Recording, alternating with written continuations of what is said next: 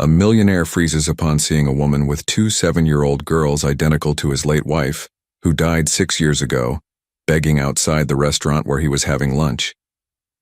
Before we dive into the story, drop a comment below and tell us where you're watching from. Enjoy the story.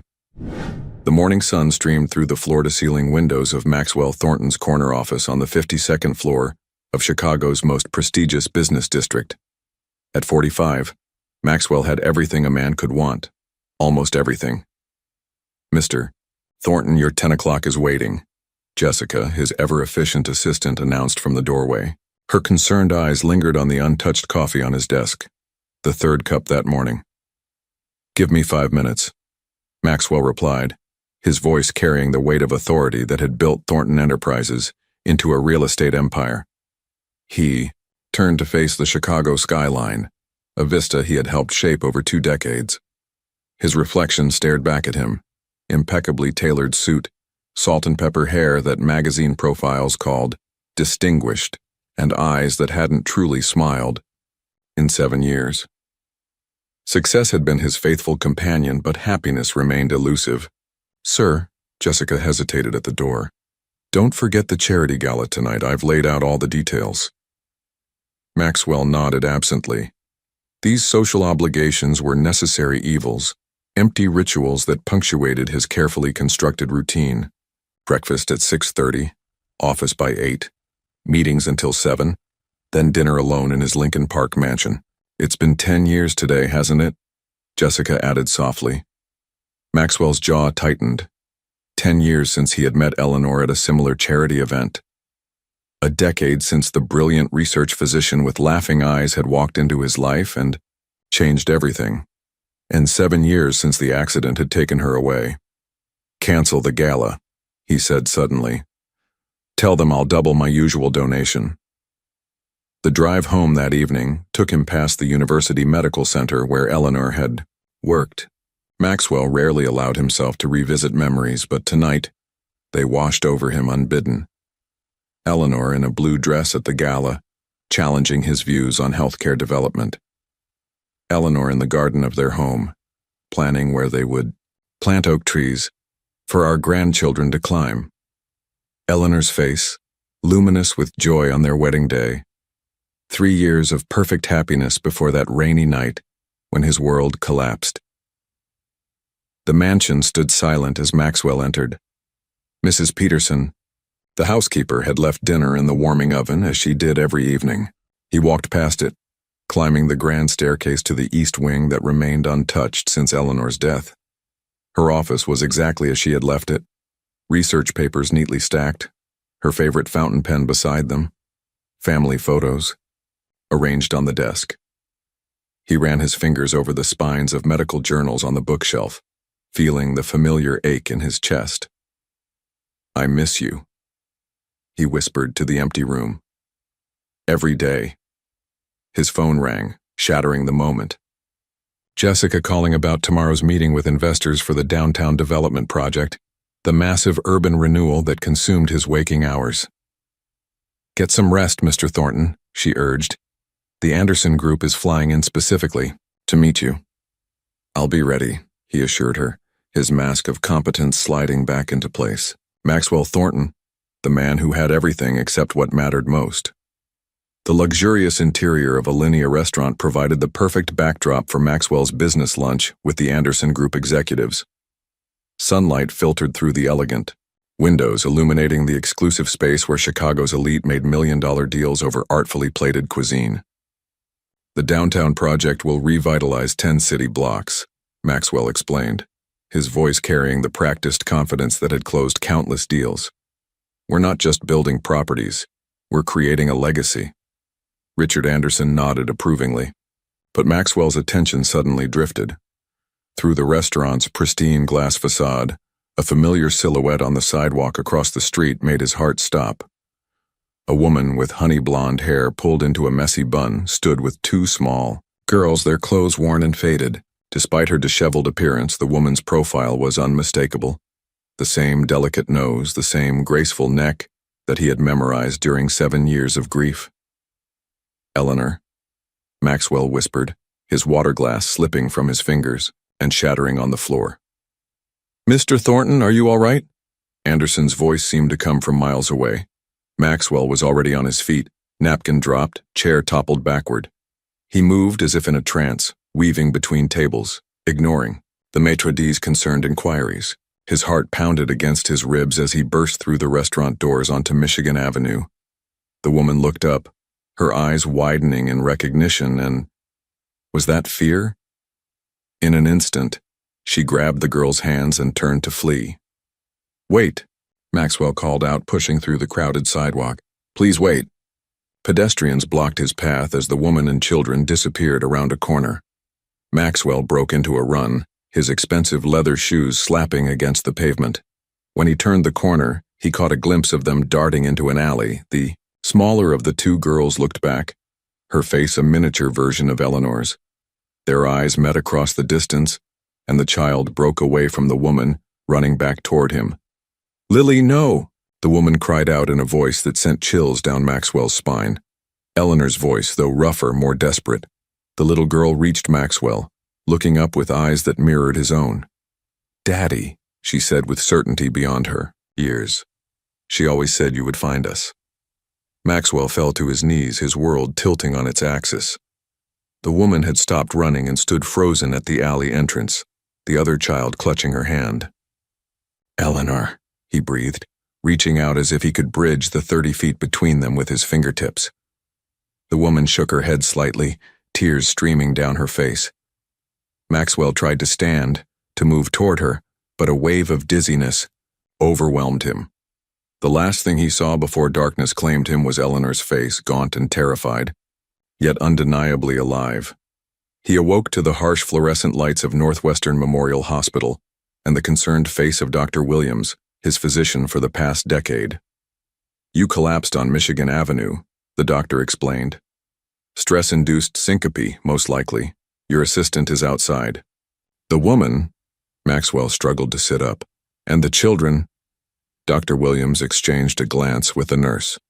"Mr. Thornton, witnesses say you were alone when you collapsed. There was no woman, no children." "That's impossible," Maxwell insisted, the memory of the girl's words burning in his mind. "I need to find them now." The underside of Chicago's gleaming infrastructure told a different story than its polished skyscrapers. Beneath the Roosevelt Road viaduct, Amanda clutched her daughters close as evening shadows lengthened across their temporary shelter. "We need to leave tonight," she whispered, her hands trembling as she stuffed their meager belongings into a worn backpack. "He saw us. It's not safe anymore." 6-year-old Rose looked up at her mother, her intelligent eyes far too perceptive for a child her age. "He looked sad, Mama. Not dangerous." "The sad ones are the most dangerous," Amanda replied, her voice carrying echoes of education and refinement that seemed incongruous with her ragged appearance. "We've talked about this. Trust no one." Lily, Rose's identical twin, organized their small collection of books with methodical precision. "He's the man from your pictures," she stated matter-of-factly, "the ones you cry over when you think we're sleeping." Amanda froze, her face a mask of pain and longing. For a moment she looked exactly like Eleanor Thornton, the brilliant research physician whose obituary had made national headlines 7 years ago. "Mama needs a minute," she murmured, stepping away to compose herself. The twins exchanged a meaningful glance, a silent communication that went beyond words. Rose nodded imperceptibly, and Lily arranged 3 small stones in a pattern only they understood. "We should collect provisions before departing," Rose announced, her vocabulary startlingly advanced. "The abandoned garden in Burnham Park has edible plants," Lily nodded. "Taraxacum officinale and Portulaca oleracea are in season. We can harvest enough for 3 days." Amanda returned, her resolve visibly strengthened. "We'll catch the midnight bus to Milwaukee. I have enough for tickets." She didn't mention that it was their last emergency cash, hidden inside the lining of her worn coat for years. As dusk fell, they ventured to the neglected corner of Burnham Park, where nature had reclaimed an old community garden. The twins moved, with practiced efficiency, identifying plants that most adults would overlook. Dandelion greens here, Rose whispered, carefully harvesting the leaves. Purslane near the fence, Lily replied without looking up. High in omega-3 fatty acids. Amanda watched her daughters with a mixture of pride and heartbreak. They had never known a normal childhood. No schools, no friends, no stability. Just constant movement, fake names, and survival lessons disguised as games. Do you think he recognized you? Rose asked suddenly, her small hands never pausing in their work. Amanda swallowed hard. Yes. Will he look for us? Lily's question hung in the twilight air. Maxwell never stops once he starts something, Amanda replied, her voice distant with memories. It's what made him successful, and what made him dangerous. Later, as they huddled beneath the viaduct waiting for midnight, Lily suddenly clutched her sister's hand. Rose nodded as if answering an unspoken question. Someone's coming, they whispered in unison. Amanda tensed, pulling them into deeper shadows as footsteps approached. A police officer passed by, flashlight sweeping across their hiding place. We need to move, Amanda whispered once the officer was gone. They'll be looking for us now. The twins shared another silent exchange, their faces solemn beyond their years. We know another place, Rose said. The church with the nice man, Lily added. The one who gave us bread last winter. Father Michael, they finished together. Amanda hesitated, then nodded. The Church of St. Catherine had been a rare sanctuary during a brutal Chicago winter. The priest had asked no questions when they appeared at the soup kitchen, just offered warmth and kindness. Just for tonight, she conceded. Tomorrow we disappear completely. The morning light cast long shadows across Sarah Blackwood's cluttered office in a converted warehouse on Chicago's west side. Coffee cup in hand, she studied the man sitting across from her desk. Immaculately dressed, clearly wealthy, and utterly desperate. Let me get this straight, Mr. Thornton, Sarah said, brushing a strand of graying hair from her face. You believe your wife, who died 7 years ago, is alive and living as a homeless woman with 2 children, who are supposedly yours. Maxwell leaned forward. I know how it sounds. It sounds like grief playing tricks on your mind, Sarah replied, not unkindly. 20 years with Chicago PD's missing persons unit had taught her that grief could create phantoms more convincing than flesh and blood. I'm not crazy, Detective Blackwood. Former detective, she corrected him. And I didn't say, you were crazy. I said grief is powerful. Sarah studied the file Maxwell had brought. Newspaper clippings of Eleanor Thornton's tragic accident, the obituary that praised her medical research, photos of a beautiful woman with intelligent eyes and a smile that reached them. You were released from the hospital yesterday with a diagnosis of stress-induced collapse, Sarah noted. Doctors recommended psychiatric evaluation. I don't need a psychiatrist. I need someone who can find people. Maxwell pulled out his phone, showing her his banking app. My retainer. Name your price. Sarah frowned. I don't work for rich men who think money solves everything. Then work for a man who saw his dead wife yesterday. Maxwell challenged, his voice breaking, who heard a little girl call him Daddy. Something in his eyes gave Sarah pause. Not delusion, but the raw clarity of someone whose world had been upended. She'd seen that look before, in victims whose reality had been shattered by truth, not fantasy. Tell me about the children, she said finally. 2 girls. Identical twins. About 6 years old. Maxwell's hands trembled slightly. Eleanor never told me she was pregnant. Sarah's investigator instincts stirred. The timeline might work. If Eleanor had discovered her pregnancy shortly before her death, or if the death itself had been. I'll need access to everything, she decided. Medical records, accident reports, funeral documentation, everything. Does that mean you'll help me? Sarah stood, walking to the window that overlooked the city. It means I'll look into it. No, promises beyond that. Thank you, Maxwell breathed, relief washing over his face. Don't thank me yet, Sarah warned. If your wife faked her death and has been hiding from you for 7 years, you might not like what I find. 2 hours later, Sarah sat in her car outside Northwestern Memorial Hospital, reviewing the medical records a sympathetic nurse had provided. Something wasn't adding up.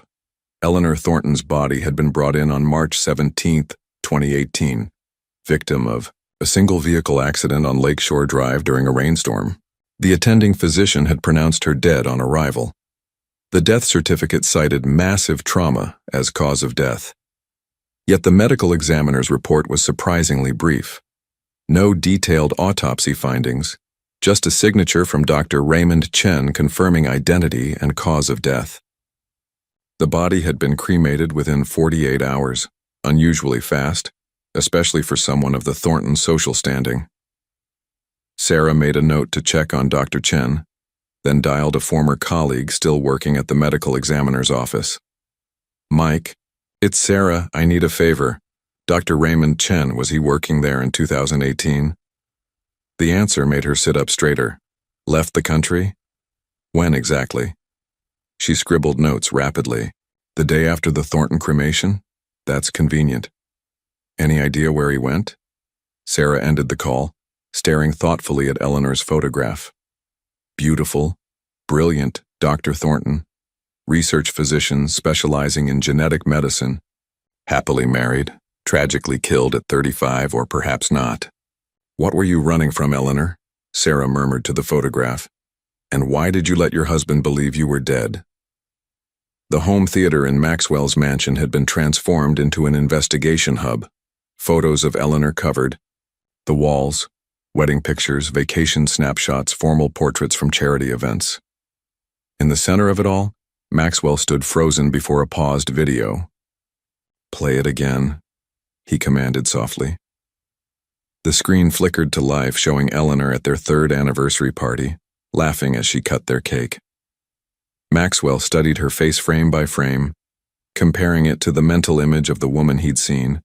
Outside Alinea, "It's her, Sarah. I'd stake my life on it." Sarah Blackwood nodded non-committally, her attention focused on financial records spread across a table. "These quarterly transfers from your personal account, $250,000 each to Grand Cayman accounts. Did you authorize them?" Maxwell frowned, examining the statements. "Some are legitimate donations to research foundations Eleanor supported. But these others?" He pointed to several transactions. "I've never seen these before." "They started 3 months before Eleanor's death and continued for 2 years after," Sarah noted. "Your financial advisor didn't flag them?" "Edward Winters has handled my finances for 15 years. He wouldn't." Maxwell's voice trailed off as doubt crept in. "Unless he was instructed to." Sarah watched realization dawn on his face. "By Eleanor?" Maxwell ran his hands through his hair, the gesture making him look suddenly vulnerable. "If she needed money to disappear, she had access to our accounts. But why not just tell me? Why let me think she was dead?" "Unless she was afraid of you," Sarah suggested carefully. The flash of pain in Maxwell's eyes seemed genuine. "I never gave her reason to fear me. Never." Sarah's phone buzzed with a text from her contact at the medical examiner's office. Chen relocated to Switzerland. Prestigious job offer came suddenly. Still there, according to LinkedIn. Switzerland. The word triggered something in Maxwell's memory. Eleanor consulted for a Swiss research lab the year before she died, he said. Reinhardt Institute. She traveled there 3 times. Sarah added this to her growing notes. "I'll look into them." As Sarah left to pursue this lead, Maxwell wandered into Eleanor's preserved office, drawn by an inexplicable impulse. He'd kept everything exactly as she left it, her books, her papers, even the half-empty bottle of hand lotion she'd imported from France. His fingers traced the spines of medical journals on her bookshelf, stopping at Advances in Genetic Therapy. Eleanor had co-authored a chapter. As he pulled it out, something clattered to the floor. A small USB drive hidden behind the books. Maxwell stared at it, heart racing. Had it always been there? Had he simply missed it during 7 years of morning visits to this room? The drive was password protected. Maxwell tried their anniversary date. Access denied. Her birthday. Denied. His birthday. Denied. He closed his eyes, thinking of Eleanor's security habits. She'd always used meaningful phrases from their relationship, claiming they were easier to remember than random characters. Where we first met, he typed. Denied. Our wedding song. Denied.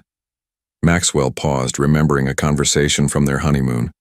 Eleanor had talked about her childhood home in Minnesota, the willow tree where she'd built her first treehouse, how she'd painted the door blue because it was grandfather's favorite color, Maxwell typed. The drive unlocked. A single folder appeared labeled with today's date from 7 years ago. Inside was a video file and a text document titled, If You're Reading This. Maxwell's hand trembled as he clicked the video file. Eleanor's face filled the screen, her expression grave. She wore the same clothes she had the morning of her accident. Maxwell, if you've found this, then something has happened to me, she began. Or rather, something has happened that made me take drastic action. I hope someday you'll understand why I couldn't tell you the truth. They're watching us. They're always watching. Eleanor looked over her shoulder, fear evident in her eyes. The Reinhardt Institute isn't what it seems. Victoria's project. The video cut off abruptly. Maxwell clicked the text file, his world tilting, as he read the first line. If I survive, I'll contact you using our special signal. If not, this is goodbye. The glass walls of Victoria Reinhardt's private office showcased a breathtaking panorama of the Swiss Alps, a view that had graced countless medical journals profiling the visionary of genetic medicine. At 58, Dr. Reinhardt carried herself with the confidence of someone accustomed to bending the world to her will. Our investors are growing impatient, Dr. Reinhardt, remarked her chief financial officer, sliding quarterly reports across her immaculate desk. They expected viable results from Project Genesis by now. Victoria's perfectly manicured fingers tapped a rhythmic pattern on her desk as she gazed out at the snow-capped mountains. Science cannot be rushed, Mr. Keller, even when we're rewriting the very code of humanity. Her intercom buzzed. Dr. Reinhardt, secure call on line 3. Victoria dismissed her CFO with a wave. When the door closed, she activated the room's security protocols. Electromagnetic shielding, white noise generators, signal scramblers before picking up the phone. This is Reinhardt. The caller's voice was tense. We have a situation in Chicago. Subject E7 has been compromised. Victoria's expression hardened. Impossible. Eleanor Thornton is dead. Facial recognition from city surveillance confirmed it. The caller continued. She was spotted with the twins near Michigan Avenue. Maxwell Thornton saw them. The temperature in the room seemed to drop as Victoria absorbed this information. The twins were with her? In public? Yes, doctor. And one of them approached Thornton directly. Victoria's hand tightened around a crystal paperweight, the only indication of her fury. Unacceptable. The subjects were never supposed to make contact with their biological father.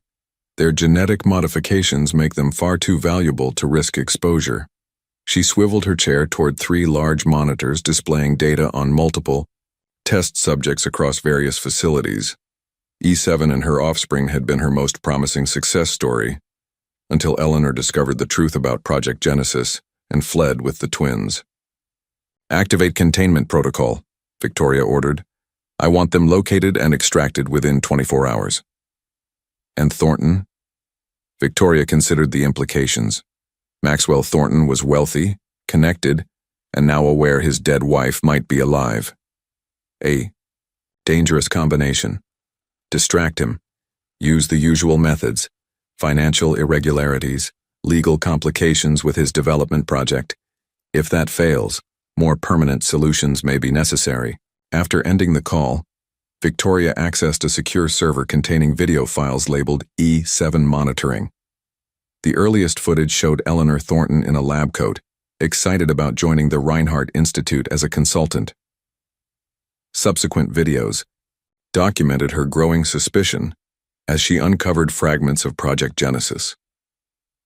The final recording captured Eleanor's horror upon discovering her own pregnancy had been manipulated, that the twin embryos she carried had been genetically modified without her knowledge or consent. Victoria fast-forwarded through years of surveillance, Eleanor in disguise moving from city to city, the twins developing abilities that exceeded even Victoria's ambitious projections. Their accelerated healing, enhanced cognitive functions, and most intriguingly, their apparent ability to communicate without speaking, represented breakthroughs that would revolutionize human evolution. 7 years of hiding, Victoria murmured. Impressive, Eleanor, but futile.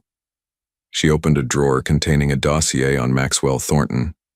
His financial records showed the carefully disguised transfers that had unknowingly funded parts of Project Genesis through shell companies.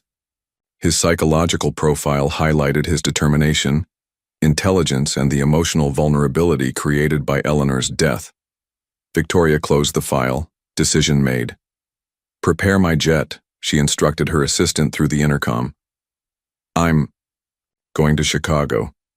In the adjacent laboratory, scientists in white coats monitored children with abilities similar to the twins, the next generation of Project Genesis. Unlike the twins, these children had never known freedom. Their genetic code, like their lives, belonged to Victoria Reinhardt. We're so close, Victoria whispered, watching a child spontaneously heal a surgical incision. Eleanor can't be allowed to ruin everything now. St. Catherine's Church stood as a quiet sanctuary amid Chicago's urban landscape, its weathered stone, walls offering refuge to those the city had forgotten. Father Michael O'Connor was locking up after evening mass when a shadow moved near the side entrance. We need help, came a whispered voice. The priest turned to find a gaunt woman with 2 small girls, their faces partially hidden by worn hoodies. Recognition dawned immediately. My God, he breathed. Eleanor? Amanda, she corrected sharply, glancing nervously over her shoulder. Please, Father, just for tonight. Father Michael ushered them through the rectory door without hesitation. Under the hallway light, he was struck by the change in the woman he'd known as Dr. Eleanor Thornton, once his most dedicated hospital volunteer and ethical sounding board. Her cheeks were hollow, her once vibrant eyes now constantly darting, scanning for threats. The basement apartment has a separate entrance, he said, leading them down a narrow staircase. No one will look for you here. The twins moved in perfect synchronization, maintaining exactly 3 steps behind their mother, their matching faces serious beyond their years. When did you last eat? Father Michael asked. The girls answered in unison. Yesterday morning.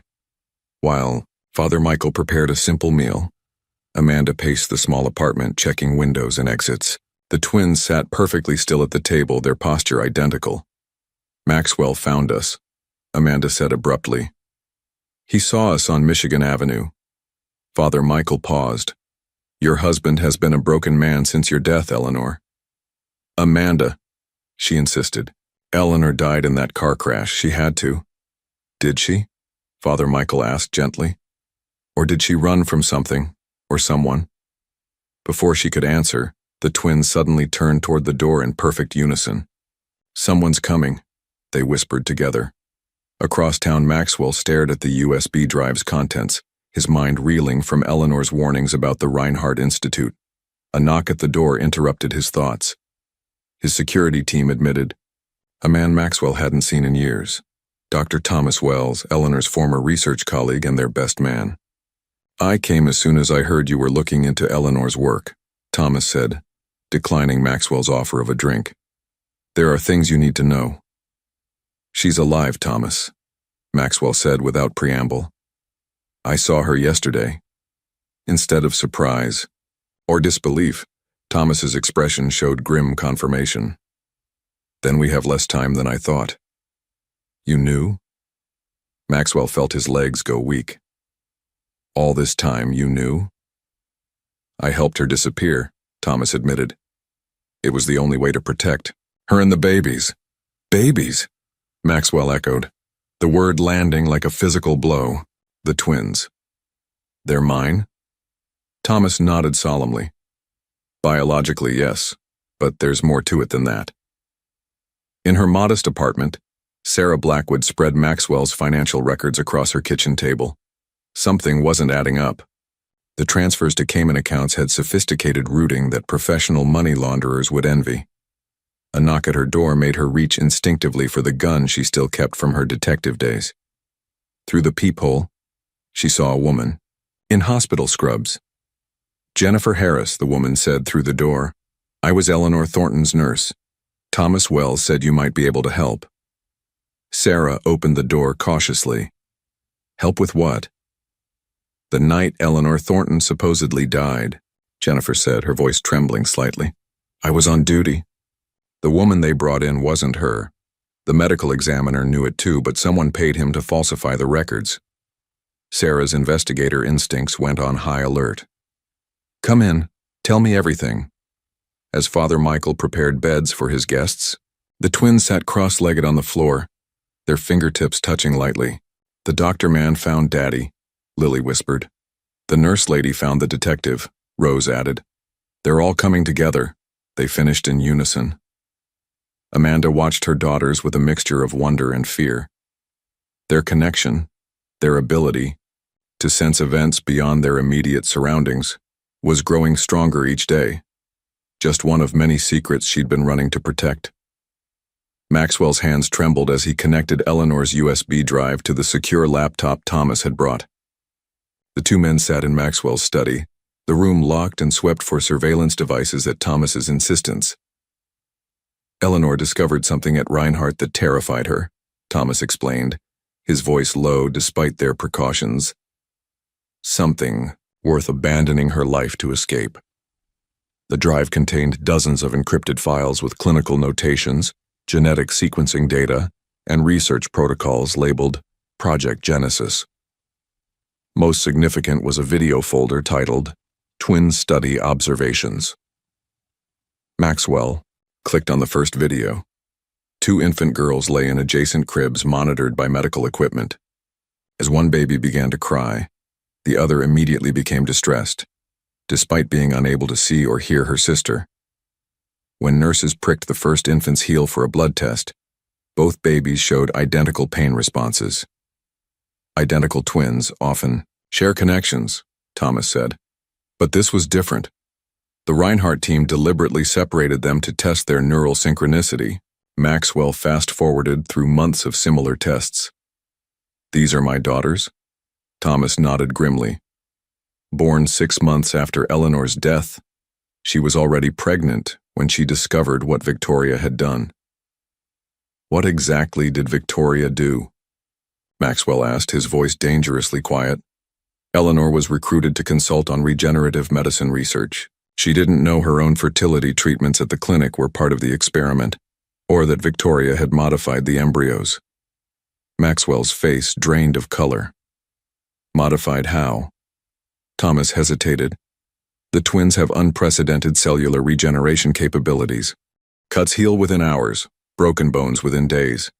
And their neural synchronicity. They communicate without speaking, share sensory experiences across distances." "They're experiments," Maxwell whispered, horror dawning. "My daughters are experiments?" "Valuable ones," Thomas confirmed. "Victoria believes she's creating the next stage of human evolution." Eleanor found records of other children in the program, all showing various genetic enhancements. Maxwell opened the text document Eleanor had left, reading it fully now. "If I survive, I'll contact you using our special signal. If not, this is goodbye, Maxwell. Victoria Reinhardt manipulated my pregnancy. Our daughters carry genetic modifications I never consented to. When I confronted her, I discovered financial connections to your company. I couldn't determine if you were complicit or another victim. Forgiveness, if it's the latter. I've established safe houses and emergency funds using the skills your security team taught me. If you're reading this and I'm truly gone, please find our daughters. Protect them from becoming laboratory specimens. The coordinates below lead to evidence that could expose Project Genesis. I couldn't risk storing it here. Remember our stargazing night in Michigan? That's the key to everything." "I had nothing to do with this," Maxwell said, his voice breaking. "How could she think I'd be part of experimenting on our children?" "Sarah," Blackwood's voice interrupted from the doorway, Jennifer beside her. "Because someone made it look like you were." Sarah spread financial records across the desk. These transfers from your accounts to Reinhardt Shell Companies started before Eleanor discovered she was pregnant. They were sophisticated enough to fool even her. My CFO, Maxwell realized. Edward was Victoria's plant. Jennifer stepped forward.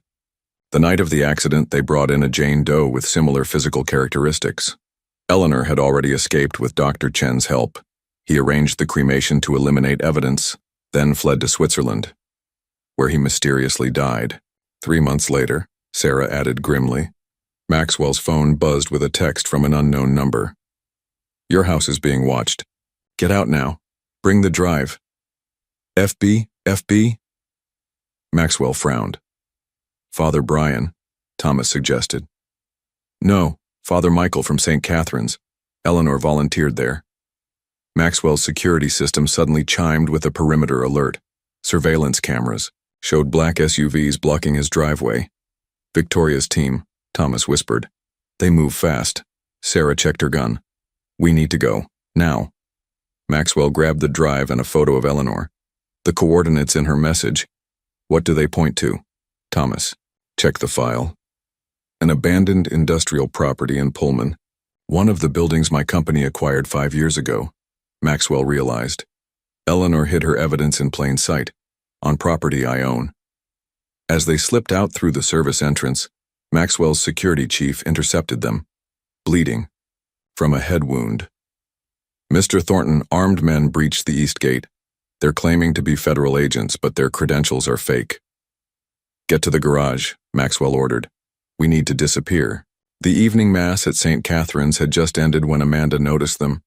Men in dark suits scattered among the departing parishioners, their practiced casualness betrayed by 2 alert eyes scanning the crowd.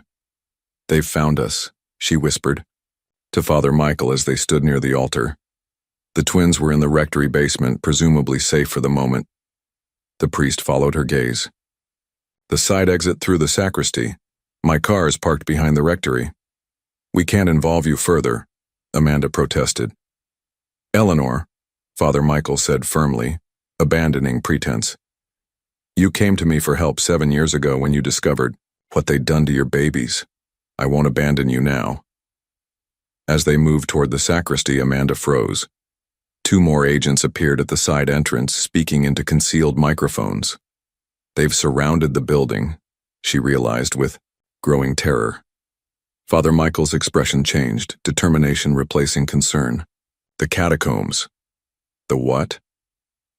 When this church was built in 1887, they constructed tunnels connecting to the old freight tunnels under the city.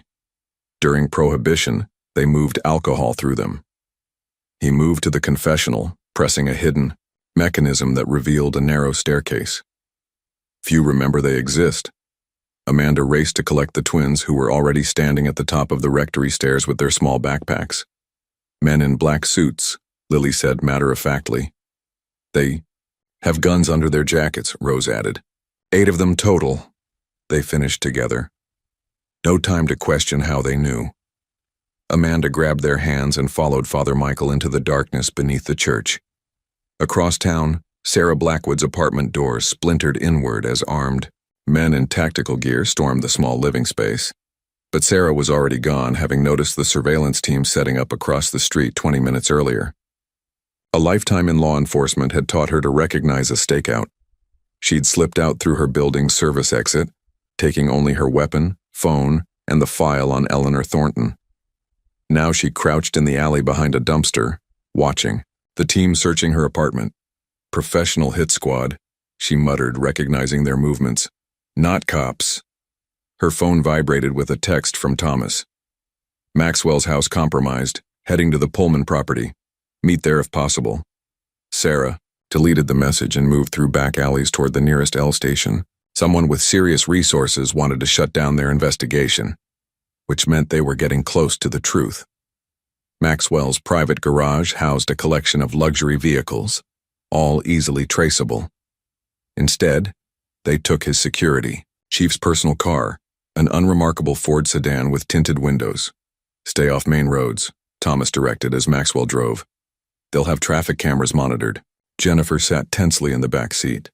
I shouldn't have gotten involved. They'll trace my hospital badge access, find out I pulled Eleanor's records. You did the right thing, Maxwell assured her, navigating through industrial areas where surveillance was minimal. Without you, we might never have connected the pieces. Thomas checked his phone. Sarah's apartment was raided. She got out, heading to Pullman. And Eleanor? Maxwell asked, the name feeling strange on his lips after years of believing her dead. No word from Father Michael yet.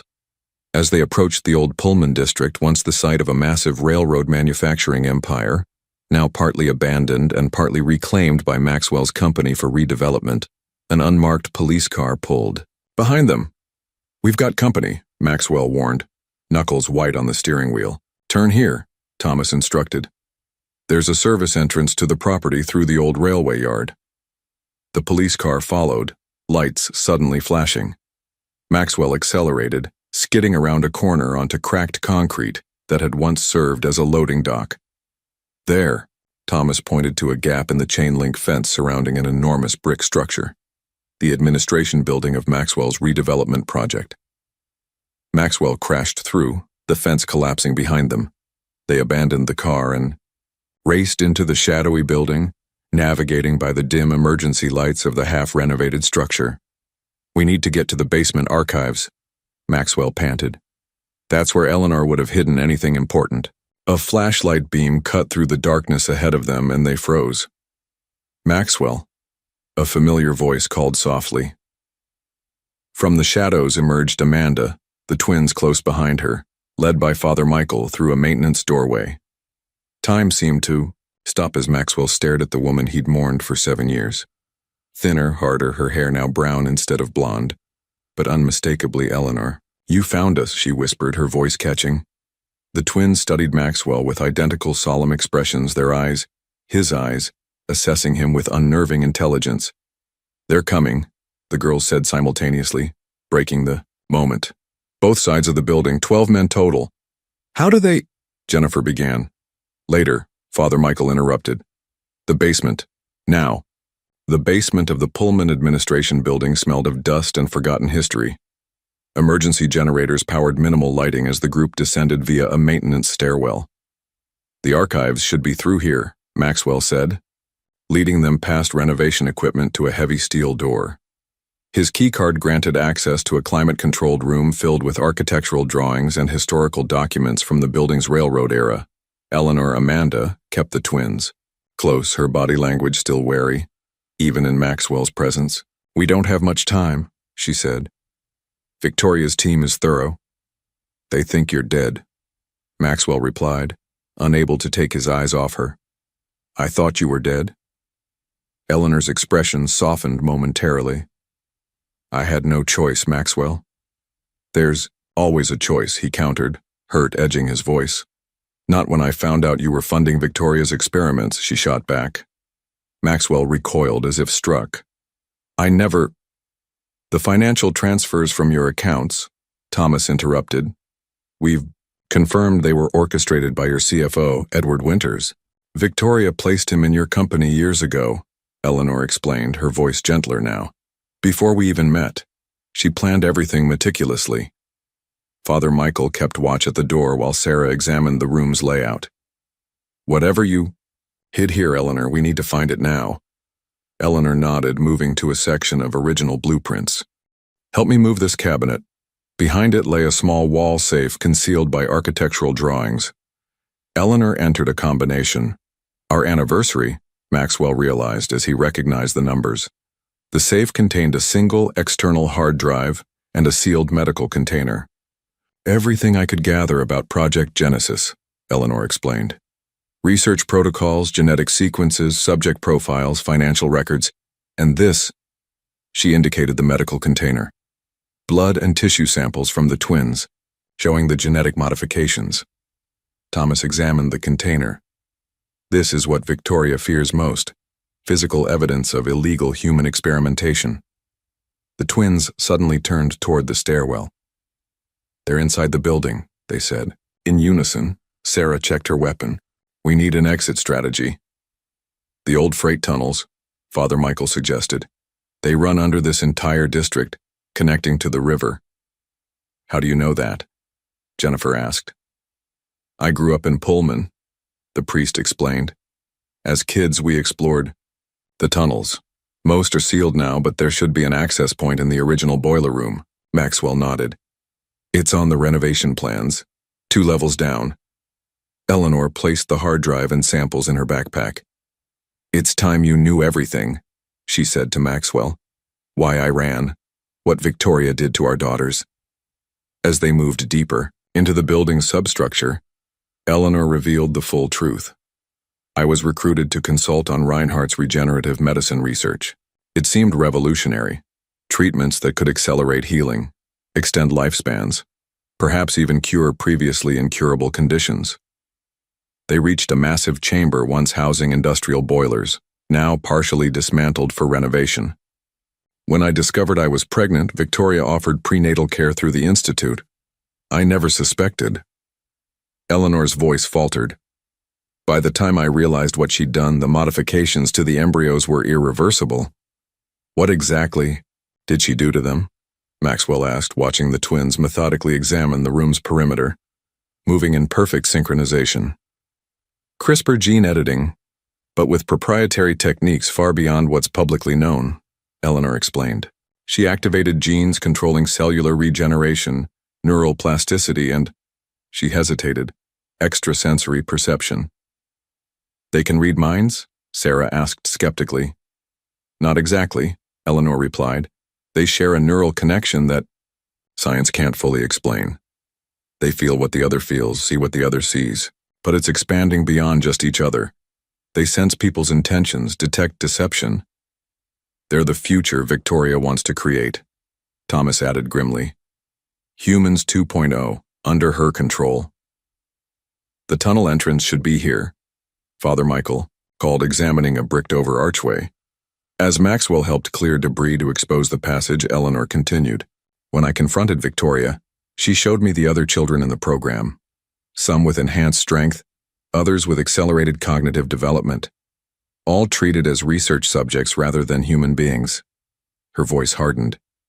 That's when I knew I had to disappear with our daughters. Why not come to me? Maxwell asked, the question that had haunted him for 7 years. Eleanor met his gaze directly. Because the financial trail led straight to you, Maxwell, and Victoria convinced me you'd approved everything. The forgotten freight tunnel stretched before them like a time capsule. Brick-lined walls glistening with moisture, rusted tracks still embedded in the concrete floor. Father Michael led with a small flashlight, navigating the labyrinth from childhood memory. We should be heading toward the river, he whispered. There's an access point near the old harbor that was never sealed. Maxwell walked beside Eleanor, the twins between them. A family configuration that should have felt natural but instead carried 7 years of absence and mistrust. The silence between them was broken only by the distant sounds of pursuit echoing through the tunnels. You could have investigated, Eleanor finally said, her voice low. Instead of just accepting I was dead. Maxwell's jaw tightened. I hired 3 separate private investigators. All reported conclusive evidence confirming your death. Death certificate, cremation records, witness statements, all fabricated, I now realize. Eleanor glanced at him, surprise evident in her expression. I never stopped looking for answers, Maxwell continued. But Victoria's people were always one step ahead, feeding me just enough closure to keep me from discovering the truth. Behind them, Thomas and Sarah maintained a vigilant watch while Jennifer tended to a cut on Father Michael's hand where he'd injured himself clearing the tunnel entrance. Victoria has resources that rival small nations, Thomas explained. Corporate connections, government contracts, wealthy private investors, all believing they're funding the next great leap in human evolution. Which they are, Eleanor said quietly, looking at her daughters. Just not in the ethical way they imagine. The twins moved in perfect tandem, occasionally touching the tunnel walls as if reading the history of the place through their fingertips. The men above us have split into 3 groups, Lily announced suddenly.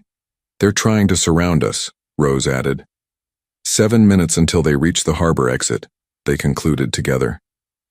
Sarah raised an eyebrow. That's unsettling, but useful, Maxwell noted, his protective instincts rising as he observed his daughters, these extraordinary children he was only just beginning to know. They reached a junction where the tunnel branched in 3 directions. Father Michael hesitated. I don't remember this split. Left, the twins said confidently. When the adults hesitated, they pointed to faint markings on the wall, maintenance symbols from a century ago. As they continued, Maxwell turned to Sarah. What did you find in my financial records? Your CFO created a sophisticated money laundering operation, she explained. Funds moved through shell companies, ultimately supporting Reinhardt's black budget research while making it appear we're personally directing the transfers. Edward has been with me since I started my company, Maxwell said, disbelief coloring his voice. Victoria must have placed him years ago, anticipating I might eventually be useful. Or anticipating you might meet Eleanor, Thomas suggested. Victoria doesn't leave connections to chance. The group reached a maintenance room where the tunnel intersected with newer utility conduits. They paused to rest, keeping voices low. We need a plan beyond escape, Sarah said pragmatically. Victoria will never stop hunting you, all of you. The evidence on this drive is our leverage, Eleanor replied, patting her backpack. Project Genesis violates every ethical standard in medical research, not to mention international law. Evidence needs a platform, Maxwell countered. Victoria has connections throughout media, medicine, and government. Who would we trust to expose her? A moment of silence followed as the reality of their situation sank in. We need more than evidence, Thomas finally said. We need allies, resources, a strategy. Maxwell looked at Eleanor, then at his daughters. 7 years of grief crystallized into determination. I have resources, my company, my connections, everything I've built. The very empire Victoria has been using against us, Eleanor reminded him. Then we'll use it against her, Maxwell said firmly, starting with identifying everyone in my organization connected to Reinhardt. The twins approached, their identical faces serious. We can help, Lily offered. We can tell when people are lying, Rose explained. We've been practicing, they added. Together. Eleanor's expression mixed pride with concern. Their abilities are growing stronger each year. Victoria wants to study them, control them. But they're children, not experiments. Maxwell knelt to meet his daughter's eyes. I missed 6 years of your lives. I can never get that back. But I promise you this, Victoria will never touch you again. For the first time, the twins smiled, mirrored expressions that transformed their solemn faces. In that moment, fragile trust began forming between a father and the daughters he never knew existed. Harbor exit ahead, Father Michael called softly. And I hear water. The abandoned harbor access opened onto a maintenance platform above the Chicago River. Dawn was breaking, painting the city skyline in hues of gold and crimson as the group emerged from the tunnels. We can't go back to any of our known locations, Sarah said, scanning the waterfront for surveillance. Victoria's reach is too extensive. I have a property they don't know about, Maxwell offered. A converted warehouse in West Loop registered under a holding company. I use it for art storage. Thomas raised an eyebrow. Art storage? Eleanor always said I needed hobbies beyond work, Maxwell replied with the ghost of a smile. I started collecting after I thought you died.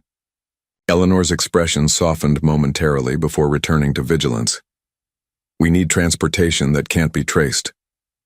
I know someone, Sarah said, making a brief call on a burner phone. 20 minutes. As they waited in the shadow of an abandoned grain elevator, Maxwell watched the twins exploring the shoreline, collecting interesting stones and examining them with scientific precision. They're extraordinary, he said quietly to Eleanor. They're in danger, she countered. Always will be as long as Victoria believes they belong to her. Thomas joined them, lowering his voice. We need to understand exactly what we're up against. Victoria's network extends far beyond Reinhardt Institute. I've been tracking her operations for years, Eleanor replied, moving constantly to stay ahead of her agents. There are research facilities in Switzerland, Singapore, a remote location in Chile, and somewhere in northern Canada. Multiple black sites, Thomas nodded grimly, each specializing in different aspects of genetic enhancement. Sarah returned from securing their transportation. How many children are we talking about? Dozens that I know of, Eleanor answered. Some born to surrogate mothers, others to women like me who didn't know their pregnancies had been manipulated. The funding required would be astronomical, Maxwell observed. That's where you come in, Thomas said. Sarah and I spent all night analyzing your company's financial structure. Victoria has been using Thornton Enterprises as more than just a source of funding. It's a laundering mechanism for the entire project. Maxwell's expression darkened. Show me. Thomas produced a tablet with elaborate financial diagrams. Your CFO, Edward Winters, created a parallel financial structure within your company. Legitimate development projects serve as cover for moving money from Victoria's global investors through your accounts, making the funds appear clean before they reach Reinhardt's research operations. This explains the irregularities I could never quite pin down, Maxwell said, scanning the complex. Money trails. Edward always had plausible explanations. He's been Victoria's plant from the beginning, Eleanor confirmed. Before we even met, she was positioning her pieces. Sarah pointed to a pattern in the transfers. The scale suggests investors beyond just wealthy individuals. These look like government black budgets, possibly military applications. Victoria sells different promises to different investors, Eleanor explained. Longevity treatments for billionaires, enhanced soldiers for military, interest, disease resistance for medical foundations, but her true goal is reshaping human evolution itself. A battered van approached along the service road. Sarah signaled to the others, "Our ride." As they climbed into the vehicle, the twins suddenly froze, their eyes unfocused. More children, Lily whispered. Like us, but different, Rose continued. They're scared. They finished together. Eleanor knelt before them. What do you see? The twins closed their eyes, their breathing synchronized. White rooms, Lily began. Tests every day, Rose added. Some can run very fast. Some never sleep. Some can remember everything. Singapore, Switzerland, Chile, Canada. They know about us. They're waiting. Eleanor looked up at the others, her face pale. Their connection to the other children is growing stronger. They're linking somehow across thousands of miles. Is that possible? Sarah asked Thomas. We're far beyond conventional science, he replied. The modifications Victoria made to these children's neural structures are unprecedented. They're not just experiments, Maxwell said with quiet anger. They're children being held against their will. As the van pulled away, heading toward the West Loop warehouse, Maxwell made a decision. We need to expose everything. Not just to save our family, but all the children in Victoria's program. Eleanor nodded, years of mistrust beginning to crack in the face of his determination. The evidence I've gathered proves the illegal experimentation, but Victoria's network of influence can bury any conventional exposure attempt. Then we don't use conventional methods, Maxwell replied. We use her own network against her. Maxwell's art warehouse resembled a fortress from the outside. Nondescript brick walls, minimal windows, industrial loading doors secured with state-of-the-art locks. Inside, however, it was transformed. One section housed his art collection, while another contained a fully equipped living space and high-tech communications center. I created this after Eleanor's death, Maxwell explained as the group settled in. Somewhere I could work in complete privacy. Or hide if necessary, Sarah observed astutely. Over the next 48 hours, they barely slept, piecing together their strategy while monitoring Victoria's movements. Thomas and Jennifer analyzed the medical evidence from Eleanor's hard drive documenting violations of international bioethics protocols. Sarah used her law enforcement contacts to quietly identify potential allies in the FBI and Interpol. Father Michael provided pastoral care to the emotionally exhausted group, particularly the twins, who were experiencing increasingly vivid connections to Victoria's other test subjects. Maxwell worked the financial angle, tracing every dollar that had flowed through his company into Project Genesis. Victoria's scheduled to deliver the keynote at the International Biotechnology Conference tomorrow at McCormick Place, he announced. She's bringing major investors to announce a breakthrough in regenerative medicine. She's going public with a sanitized version of her research, Eleanor said, studying the conference agenda, positioning herself for acclaim while hiding the unethical foundations. Perfect timing, Maxwell replied. The world's scientific media will be watching. Their plan crystallized. Maxwell would confront Victoria publicly during her keynote while Sarah coordinated with trusted law enforcement contacts to raid key Reinhardt facilities. Using coordinates from Eleanor's files, Thomas and Jennifer would release comprehensive medical evidence to regulatory authorities and trusted journalists simultaneously, while Father Michael would escort Eleanor and the twins to safety at a location known only to him. Victoria will have security throughout the conference center, Sarah warned. Professional contractors, possibly with government training. I'm counting on it, Maxwell replied. We need to keep her occupied while the raids happen.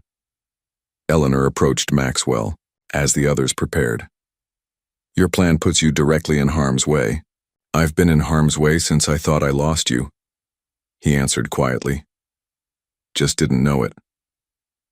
A fragile moment of reconnection passed between them, broken when the twins approached. We want to help, they said together. The other children are waiting, Lily continued. They're ready to resist, Rose added. Eleanor knelt before her daughters. It's too dangerous for you to be at the conference. We don't need to be there physically, they replied with unsettling synchronicity. The International Biotechnology Conference transformed McCormick Place into a showcase of cutting-edge science. Victoria Reinhardt arrived with an entourage of assistants and security, her elegant suit and confident stride projecting the image of a visionary rather than a predator. Maxwell entered separately, using his status as a major Chicago developer to secure a VIP pass. Sarah and Thomas positioned themselves strategically throughout the venue, coordinating via encrypted communications with teams on 3 continents, waiting for Maxwell's signal.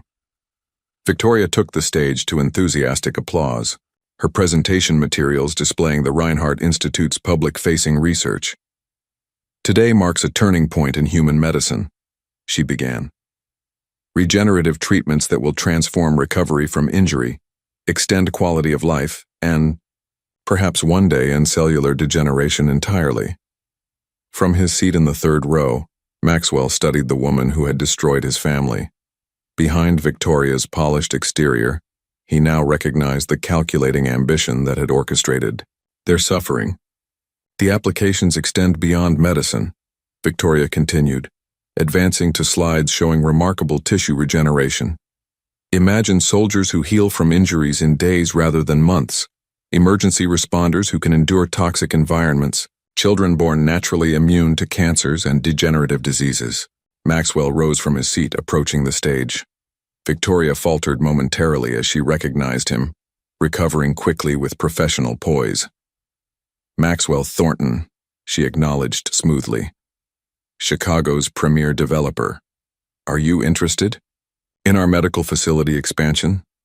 I'm interested in Project Genesis, Maxwell replied, his voice carrying through the hall. The children in white rooms in Switzerland, Singapore, Chile, and Canada. The illegal genetic experiments. The lives you've destroyed. Security personnel moved toward Maxwell as murmurs rippled through the audience. This man is clearly disturbed, Victoria said into the microphone, maintaining her composure. Security, please escort him out. Tell them about Eleanor Thornton, Maxwell continued as guards reached him. Tell them how you manipulated her pregnancy, experimented on her unborn children, then forced her to fake her death when she discovered the truth. Victoria's smile hardened. Mr. Thornton recently suffered a psychological break following hallucinations about his deceased wife. It's quite tragic. As security surrounded Maxwell, chaos erupted across the venue. The conference center screen suddenly switched from Victoria's presentation to surveillance footage from Reinhardt's facilities. Children in clinical settings undergoing tests, medical data showing genetic modifications, financial records connecting it all to Victoria. "What is this?"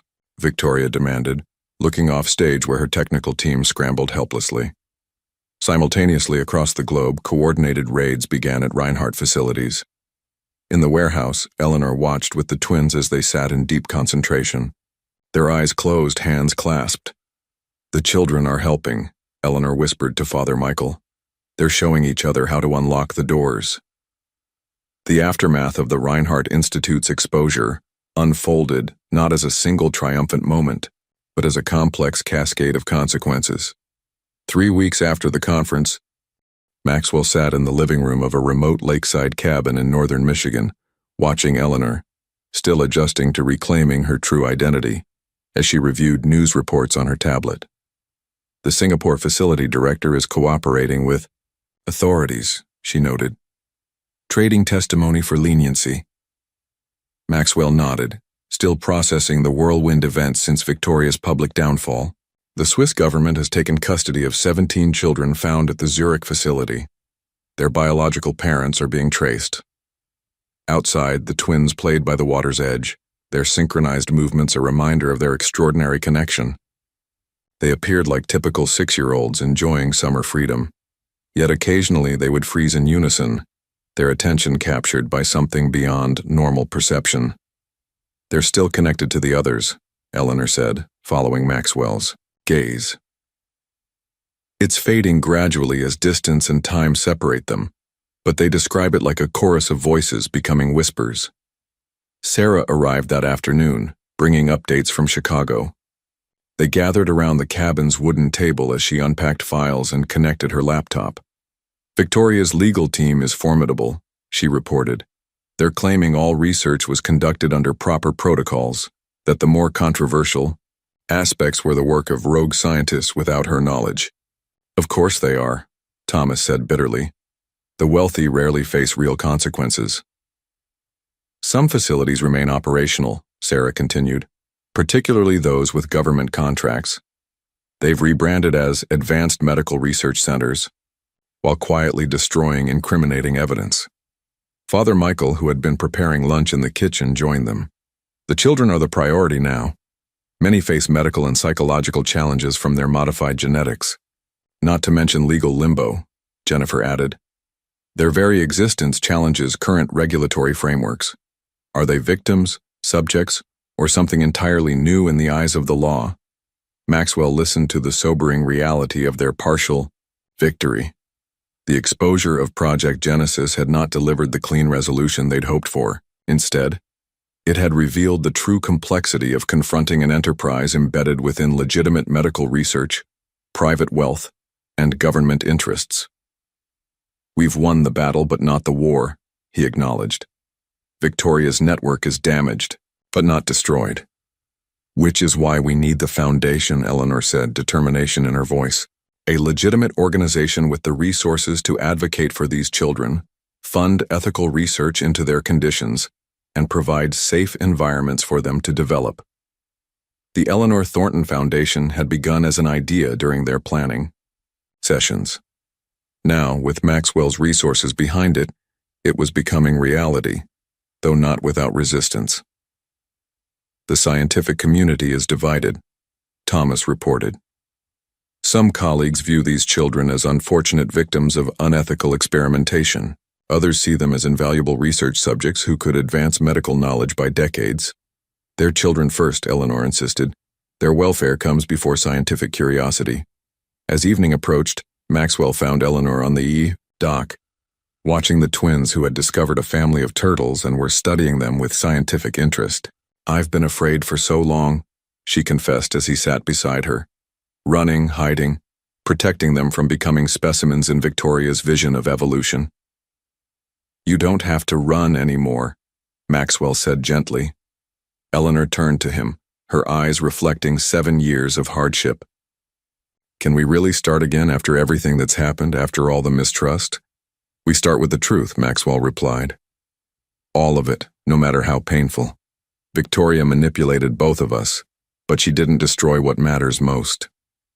There Conversation was interrupted by the twins' approach, their expressions serious. "Victoria isn't finished," Lily stated. "She has other places we can't see," Rose continued. "And more children," they concluded together. Eleanor sighed, gathering her daughters close. "We know, sweethearts. That's why our work is just beginning." Later, that night, as the twins slept, the adults gathered to discuss next steps. Maxwell had converted the cabin's basement into a secure command center with encrypted communications and multiple backup systems. "The foundation's legal structure is in place," he explained. "I've committed half my personal fortune as initial funding. We'll establish rehabilitation centers for the children, advocacy teams to navigate the legal challenges, and research partnerships with ethical institutions."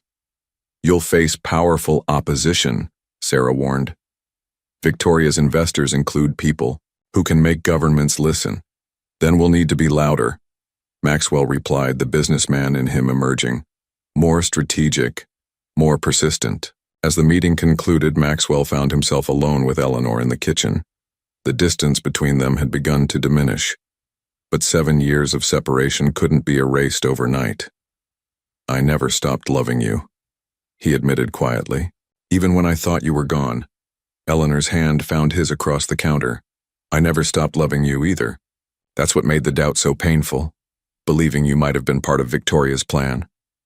Their fingers intertwined, a small step toward healing what had been broken.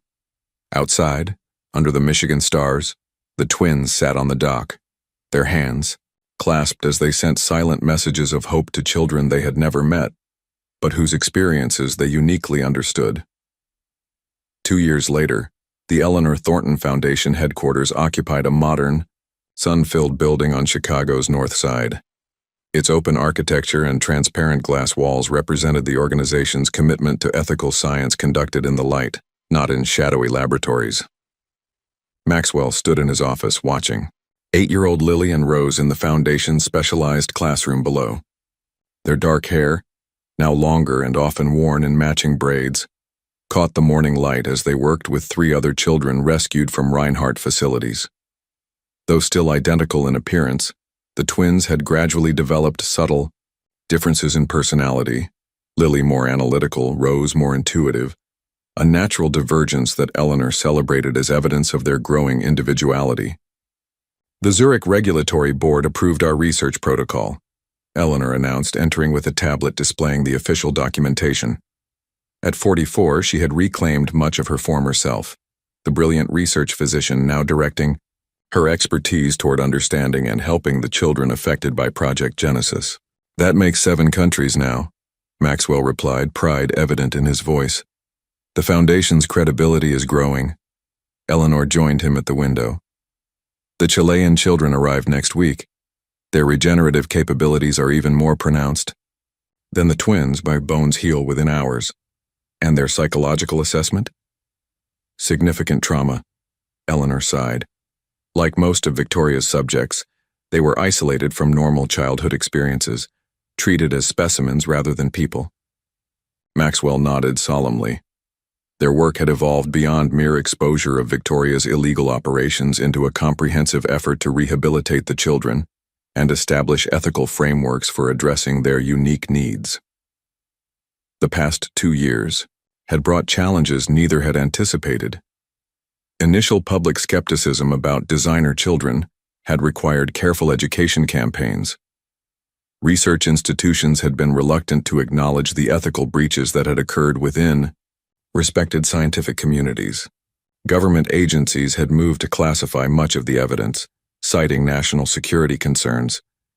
Yet there had been victories too. 36 children had been removed from research facilities and placed in specialized care. The Foundation had established protocols for genetic monitoring that were being adopted internationally. Most importantly, the twins and other children were beginning to experience normal childhoods while receiving the specialized support their unique biology required. "Sarah called this morning," Maxwell said. "Victoria's appeal was denied. She remains under house arrest in Switzerland." Eleanor's expression darkened. "House arrest in a luxury alpine estate is hardly justice." But her access to research facilities and funding has been severely restricted, Maxwell reminded her. The network is unraveling. Thomas's testimony before the UN Bioethics Committee next month should help tighten international oversight. Below, they watched as the twins simultaneously looked up toward the office window, waving in perfect unison despite not having seen their parents arrive. Their extrasensory awareness had stabilized over time, less overwhelming but still remarkable. That evening, the Thornton family gathered in the garden of their Lake Forest home. As Maxwell grilled dinner, Eleanor helped the twins with their science project, a study of butterfly metamorphosis that particularly fascinated them with its parallels to their own evolving abilities. "Dad," Lily called, "we learned something new today." Maxwell approached, noting the serious expression both girls wore, their important discovery face. "We can help the others heal faster," Rose explained. "Not just their bodies," Lily continued. "Their memories, they finished together." Eleanor knelt beside them. "You mean the traumatic memories?" The twins nodded in synchrony. "We can reach them. When they sleep, show them they're not alone. Teach them what you taught us." Eleanor and Maxwell exchanged a look of wonder and concern, the same complex mixture of emotions that had defined their journey as parents to these extraordinary children. Later, with the twins asleep, Maxwell and Eleanor sat on their porch watching fireflies illuminate the summer darkness. Their relationship had gradually rebuilt itself, different from before but perhaps stronger for having been tested. "Victoria once told me that evolution requires pressure," Eleanor said quietly. "That comfort breeds stagnation, while adversity forces adaptation." "She wasn't entirely wrong," Maxwell replied, "but she missed something crucial." "What's that?" "That true evolution isn't just about survival or physical adaptation." He took her hand, the gesture natural now after 2 years of rediscovery. "It's about growing in our capacity for connection, for empathy, for protection of those more vulnerable. That's the real future of humanity." Eleanor leaned against his shoulder, watching the fireflies rise like stars from the grass. Victoria wanted to control evolution. Instead, she simply set it free in ways she never imagined. In their bedroom, the twins dreamed in perfect synchrony, their minds reaching across distances to connect with others like them. In their shared dreamscape, they created something Victoria could never have engineered with all her genetic manipulations.